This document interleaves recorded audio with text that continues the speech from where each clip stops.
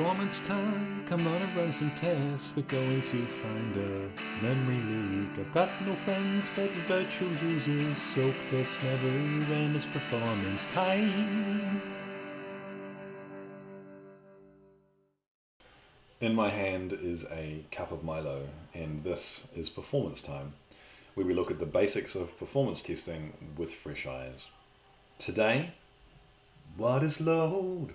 Baby, that was embarrassing. Let's not do that. We asked the question, what is load? And it's a good question. We often talk about load testing or applying load, but what is it that we are actually talking about? Let's start with what it is not. It is not the number of users.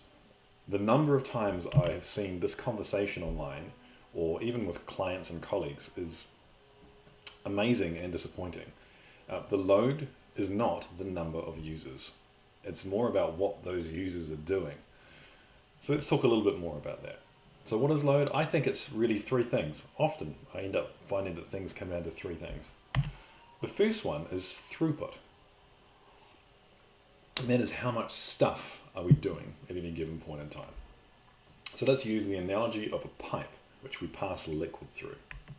So the throughput is how much liquid are we able to push through the pipe within a given period of time.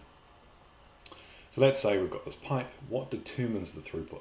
One, the size of the pipe. The bigger the pipe, the more liquid we could push through at once. And two, the speed at which the liquid goes through the pipe. So the best analogy here is with networking.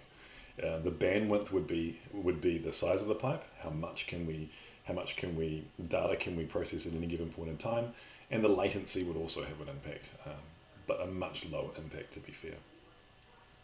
So that's throughput. How much stuff can we do within a certain point in time? That's all it is. And what happens if we try and push more water through the pipe than can go through? It can't fit. We can't do any more. So we get queuing. And in a software system, that would mean we're getting freezes or slow response times, performance impacts. Right? So when we breach the throughput of any component within a system, that's when performance issues often occur. So that's throughput, the most important thing I would say about load. The next thing is concurrency, and this is where the number of users does matter.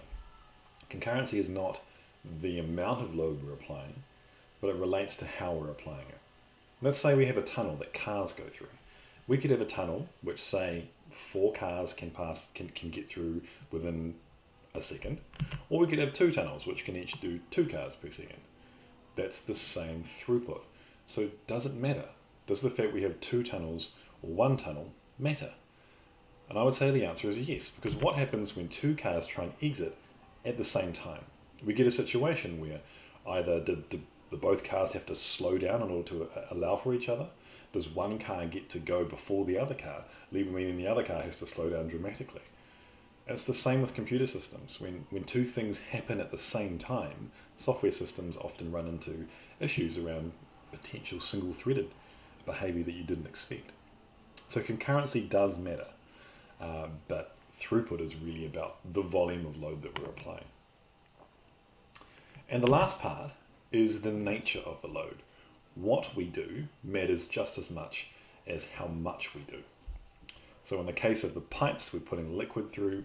That's very silly. If we pump water through a pipe, it has a very different impact than pumping some kind of industrial acid through it. In the case of a software system, what do you think has a bigger impact on a system? Calling a static page which is cached on the server side, or generating some kind of complex report which requires a bunch of processing?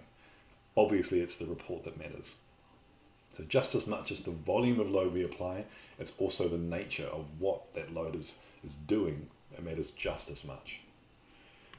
So that's all that load is. It is how much stuff we're doing, how we're applying it, and what it is that we're doing when we apply that load. This has been nice and simple, and I hope it makes sense to you. If it doesn't make sense, ask me a question and I'll try and answer it a different way. Next time, or at least coming up soon, we'll be talking about load testing and what that's all about and why we do it and how it works. I'm looking forward to it, and I will see you next time.